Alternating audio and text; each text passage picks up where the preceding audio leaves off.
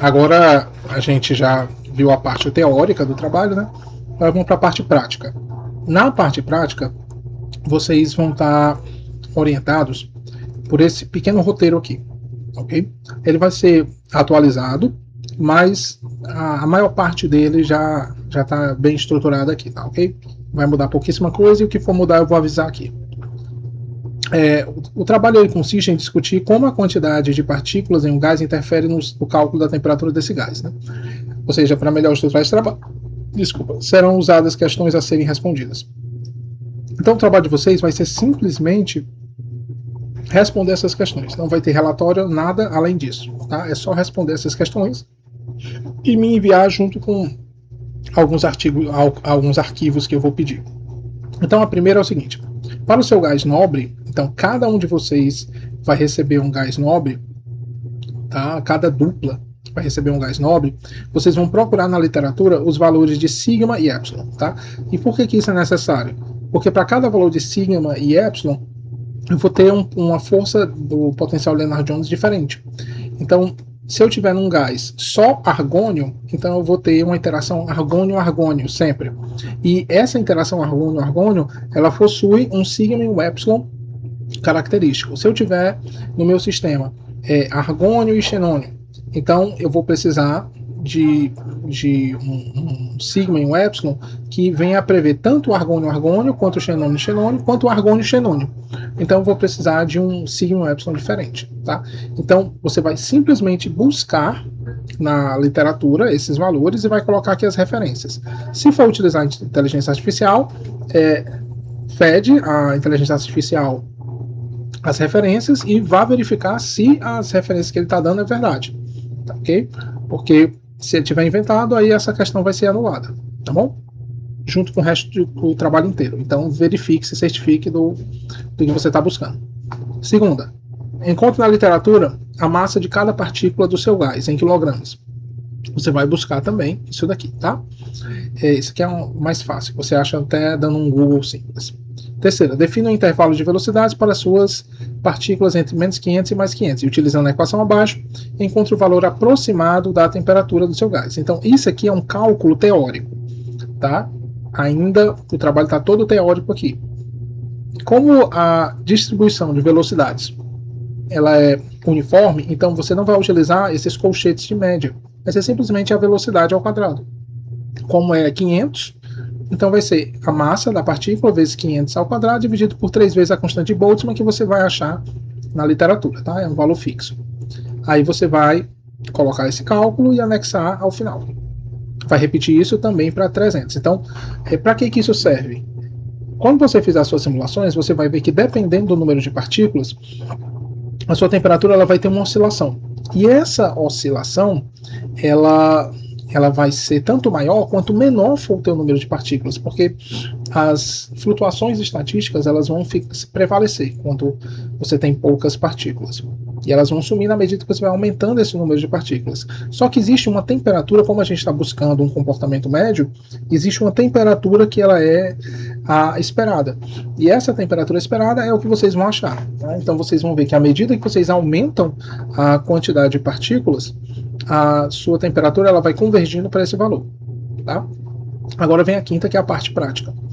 Fixe o número de partículas em n igual a 2, 10, 100, 1000, 10.000 e 100.000. E calcule a temperatura para cada número de partícula 30 vezes.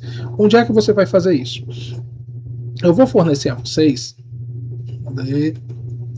alguns arquivos. E um dos arquivos que eu vou fornecer para vocês é esse arquivo aqui, ó. Cadê?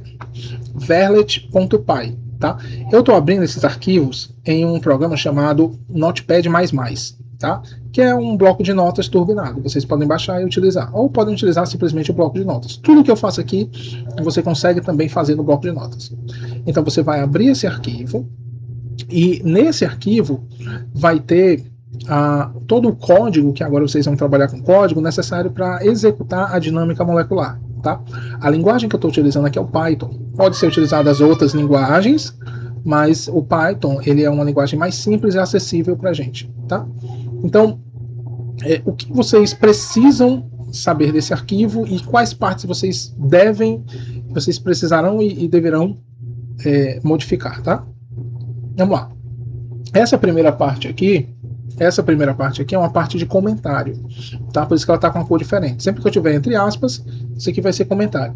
Essas aqui são bibliotecas, que é onde existem as funções que eu vou importar, tá? E aqui vem as partes de parâmetros principais, que é a parte que de fato vocês vão alterar. Quando ele fala lá, cadê? Número, aqui ó, fixe o número de partículas, 2, 10, 100, que eu estou falando disso aqui, ó, número de partículas. Então, quando eu for trabalhar com 2 partículas, então eu vou colocar o 2 aqui, tá? Aí eu vou e rodo o meu programa. Eu vou já mostrar como roda o programa. Quando eu quiser 10 partículas, eu coloco 10 aqui. Quando eu quiser 1000 partículas, eu coloco o 1000 aqui. E aí vai, tá? Nunca em notação científica, sempre número inteiro, tá? O número de passos totais, eu não preciso modificar, porque esse aqui é o número de passos que o meu programa ele vai calcular, fazer aquelas contas que eu mostrei para vocês na mão. Tá? O intervalo de saída não precisa também mudar, porque é o número de vezes que a tua trajetória, certo? É tipo uma foto do teu sistema, vai ser tirada quando você executar o seu programa. Esse dt é o passo temporal, ou seja, 0,5, esse é 10 elevado a menos 15 segundos, ou seja, se tu multiplicar por 200.000, vai dar 1 vezes 10 a menos 10. Coisa de 1 picosegundo, certo? Então a nossa simulação ela acontece muito rápido, mas mesmo assim a gente ainda consegue tirar informações dela. Massa. A massa aqui você vai modificar, lembrando que aqui está em notação científica, ele entende a notação científica com esse E. Então você digita E menos 25, significa E elevado a 10, desculpa, significa 10 elevado a menos 25, tá? Lembrando que a gente utiliza no sistema americano ponto ao invés de vírgula. A constante de Boltzmann você não precisa alterar, porque ela é fixa, e a velocidade você vai alterar. Outros valores que você vai alterar são o epsilon e o sigma, que vai depender do gás que você vai utilizar, tá bom? Outra coisa importante, o cutoff, que é 3 vezes o sigma, lembrando que o sigma é o raio molecular, né? É uma medida direta do raio molecular. Então, a gente vai estabelecer que somente vão entrar na disputa de forças partículas muito próximas umas das outras. Se elas tiverem uma distância acima de 3 vezes o raio molecular, a gente já tira elas, tá? Usar em paralelo. Isso aqui é quando você puder usar o computador totalmente para isso, tá? Porque ele vai utilizar mais de um núcleo do computador. O meu computador tem 4 núcleos, então por ter 4 núcleos eu coloquei aqui 4, mas se você não quiser deixar ele trabalhando em paralelo, ou seja, você não quer consumir todo o processamento do seu computador, aí você pode botar false aqui, tá? Mas se você botar true, aí você vai especificar o número de núcleos que o seu computador tem. Se o seu computador tiver 8 núcleos, isso aqui vai ficar muito mais rápido, então você pode colocar um 8 aqui. Se tiver 8, mas você quer usar só 4, você deixa o 4, e assim vai, tá? Algumas coisas importantes aqui, que são importantes para a gente, só para vocês saberem onde é que está no código, por mais que não precisem, de fato, mexer nele, aqui, ó, a força de Lennard-Jones. Tá? Esse aqui, ó, 24 vezes o epsilon dividido pela massa, aí essa aqui é a relação de 1 sobre R, aí aqui os sigmas. Tá? Essas coisas aqui são calculadas mais na frente. E aqui são as acelerações que são calculadas a partir da força de Lennard-Jones. Tá? Então, todas aquelas equações que a gente viu na teoria, elas estão aqui sendo calculadas pelo computador. Ó, por exemplo, essa daqui. Posição final é a posição inicial, mais a velocidade vezes o passo temporal, mais o meio vezes a aceleração antiga, vezes o passo temporal ao quadrado. Por isso que tem, ó, dt vezes dt. Tá vendo? E a velocidade também. A velocidade vai ser mais a aceleração antiga, mais a nova aceleração, vezes o passo temporal. Então, tudo aquilo que a gente vinha calculando vai ser calculado aqui pelo computador agora. Tá? Bem como a temperatura. Aqui, ó, calcular a temperatura. Aí ele bota aqui a massa vezes a soma da velocidade, né, quadrática, dividido por 3 vezes kb. E aqui é o número de partículas que está, já que é uma média, né? é o número de partículas que você está calculando a média, tá bom? Então, é importante que vocês conheçam, mas vocês não vão precisar mexer no código de forma muito aprofundada, tá? Só modificar os parâmetros é suficiente. Então pronto, como é que eu uso esse código para calcular? Bem simples. Um outro arquivo que eu vou entregar para vocês é esse script.ps1. O script.ps1 ele é um script que ele vai automatizar o processo de rodagem do teu programa, tá? Como você vai executar esse programa 30 vezes, que é isso daqui que eu estou dizendo aqui, ó, calcule a temperatura para cada número de 30 vezes, ou seja, eu vou rodar o programa 30 vezes.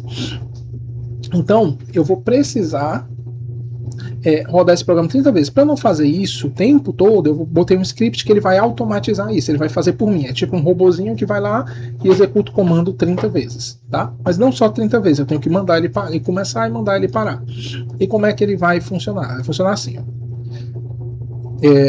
Eu vou aqui na pasta, onde eu tenho todos os meus arquivos, aí eu vou abrir no terminal, aí vai abrir um terminal, tá? Um PowerShell, aí eu vou pegar e digitar assim, ó, PowerShell, Execution Policy Bypass, -file, _script.ps1.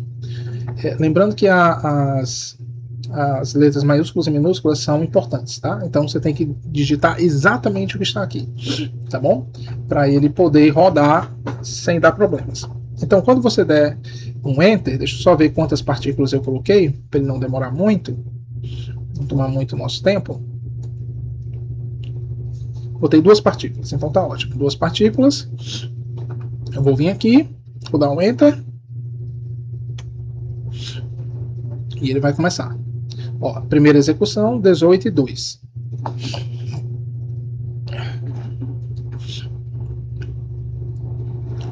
Aí ele começou. Baixa o número de partículas, ele não demora tanto, demora alguns segundos.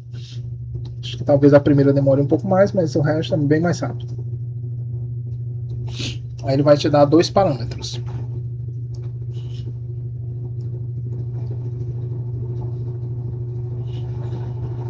Qualquer minuto. Deixa eu ler daqui enquanto. Faça isso para os 2 intervalos de velocidade, ou seja, você vai fazer isso para 500 e 300, tá? Coloque os valores de temperatura em uma tabela e calcule a média e o desvio padrão.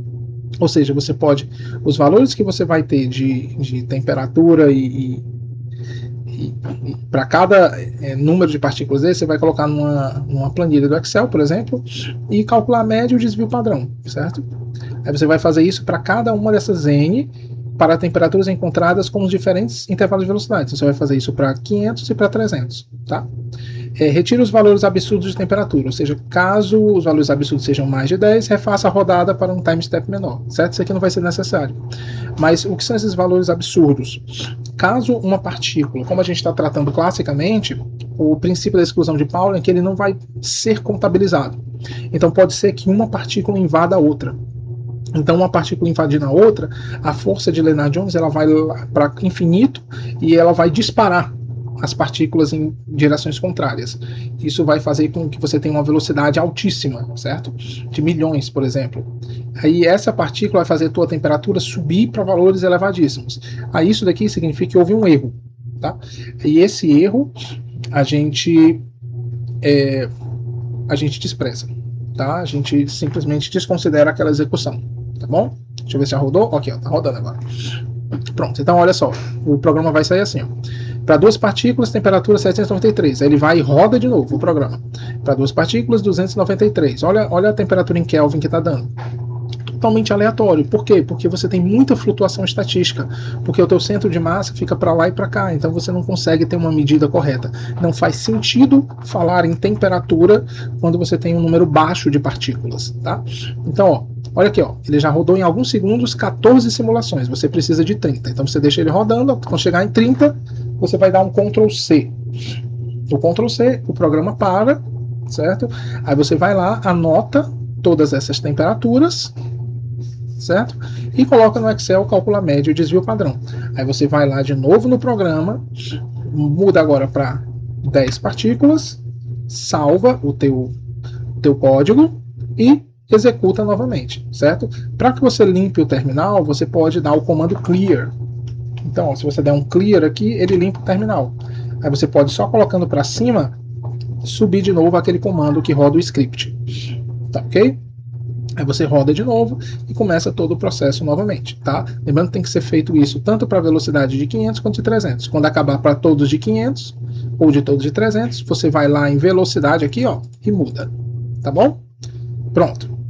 Aí feito isso, a gente vai para a próxima questão.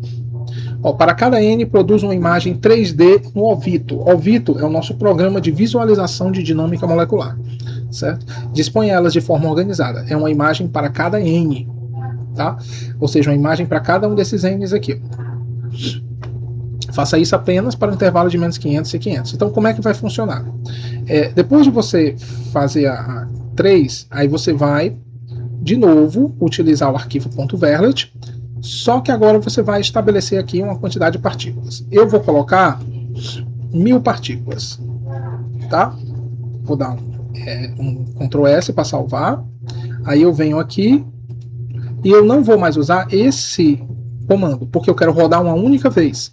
Eu vou apagar e vou usar direto o meu compilador de linguagem, que é o Python. Então eu digo Python, e no Python eu vou escrever o verlet 3. Tá? Então vai ser Python verlet3.py. Tá certo? Aí eu vou dar um Enter e ele vai rodar o meu programa uma única vez. Tá certo? Então, o que é que vai acontecer? Ele vai ficar aqui rodando, como são 1000 partículas, eu acredito que demora 1 minuto, 2 minutos para terminar a execução. Tá? Enquanto isso, vamos ler a outra pergunta para ganhar tempo. Então é o seguinte, ó, para cada intervalo de velocidades, monte um gráfico do tipo box plot de temperatura versus número de partícula. Então, quando você vai ter uma quantidade, uma medida de temperatura, várias medidas de temperatura para a mesma quantidade de partícula, você vai ter 30, então você vai poder montar um gráfico estatístico do tipo box plot, onde ele coloca os erros. Tá? E como é que isso vai ser feito? De forma bem simples. Você vai montar um arquivo dados.dat, tá? E nesse arquivo dados.dat,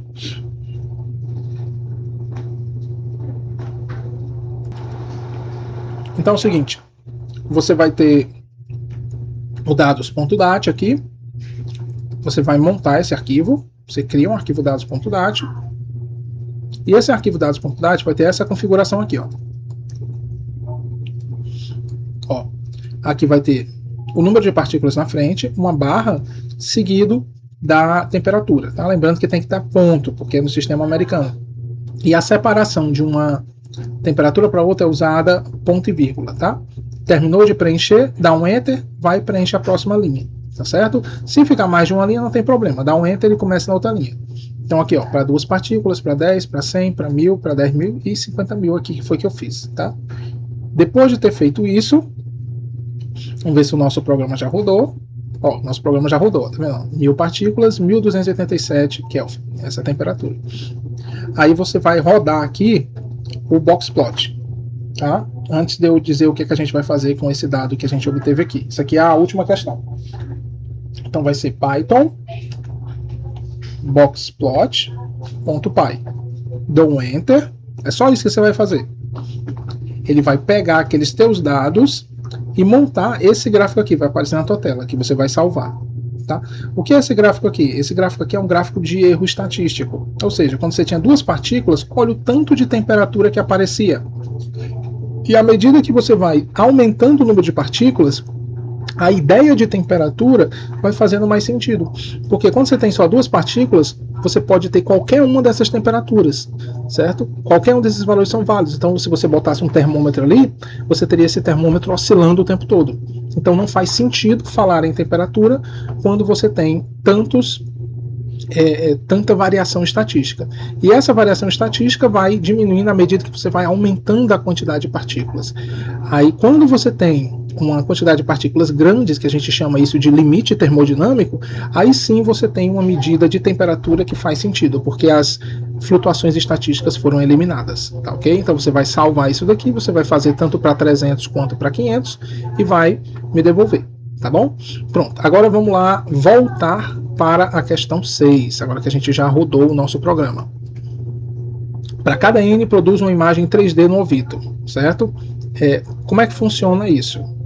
Depois de ter rodado o programa uma vez, que foi essa rodagem aqui, ó, apareceu esse 1000 e 1287 temperatura. 3 arquivos foram criados, arquivos .dump, que foi o simulação inicial, o simulação final e o trajetória.dump, tá? Essa simulação inicial é a composição das partículas antes de começar a simulação. Aqui é depois delas terem interagido, e isso daqui é um filmezinho que vocês vão mandar para mim, tá? De arquivo que eu vou querer só esse. Tá? Se ele ficar muito pesado, que ele pode ficar muito pesado, a depender da quantidade de partículas, aí você vai ter que fazer um videozinho e me mandar, tá? Se ele ficar levinho assim, uns 350 megas, pode mandar só o arquivo mesmo. E esse daqui vocês vão tirar print e colocar no relatório, tá? E qual é o programa que vai rodar eles? Esse aqui, ó. É o Ovito, tá? Você abre o Ovito, pronto, e ele tem essa tela. Aí você abre aqui, ó, Load File. Aí vai, simulação inicial, abre, vai aparecer na tela. Pronto. Essa é a configuração das tuas partículas antes delas começarem a interagir. Tá? Elas estão paradinhas e elas vão interagir daqui a pouco. Como isso aqui é uma imagem única, então elas não vão se mexer por enquanto. Tá? Então tá aqui elas, e essa aqui é a vista de cima, de frente, de cima e pela esquerda. Tá? Mas elas estão aqui paradinhas. Tá? Elas têm uma velocidade inicial, só que eu tirei tipo uma foto delas, tá? Aí vocês vão tirar um print disso daqui, colocar no relatório. Isso, claro, para cada uma dos valores de N. Depois, você vai em simulação final e abre. Dá um yes. Ó, foi assim que ficou o teu sistema depois das partículas interagirem, tá vendo? Todos espalhados aleatoriamente aí, ó. Que eles interagiram e foram saindo do canto. Tá vendo? Pronto, esse é teu sistema aqui. Esse aqui é em 3D e esse aqui é as visualizações 2D. Tá? Pronto, mesma coisa. Vocês vão pegar, tirar o print e me mandar. E o último, que vocês vão ver se rodou tudo bem, é a trajetória. Abre a trajetória. A trajetória um pouco mais pesada, que ele vai carregar vários arquivos. Deixa eu ver se ele não travou. Se tiver travado, não está respondendo, tá? Acontece. Ó, abriu. Opa, abriu. Ó, ele está carregando aqui, ó. Por quê? São mais ou menos 200 frames, certo? Então, não, são 2.000 frames. É um bocadinho. Então ele faz, nesses frames, ele faz um pequeno vídeo. Tá? Então, se eu der o play aqui, ó, ele vai rodar a animação, que vai dizer como foi o processo de interação entre os átomos do meu gás. Olha só, bonito, né? Aí você tem a interação entre eles, tá? Eles estão interagindo. Aqui é vendo de frente, de cima, de lado, e ó, certo? E aqui eles interagindo, as partículas, tá? Ele fica lento, porque eu estou com várias coisas abertas aqui no meu computador. Deixa eu fechar algumas aqui. Acho que agora melhora. Se não melhorar, paciência, é a vida, tá? Mas aí vocês vão mandar para mim esse arquivo, tá certo? Pronto. É isso, tá? Vocês me entreguem as resoluções do PDF, que é o que importa, e pronto. Tá ok? Aí eu vou vai ser em duplo trabalho, aí eu vou liberar hoje, vai ser até dia 30. 15 dias é mais do que tempo suficiente para responder isso, tá? Até mais.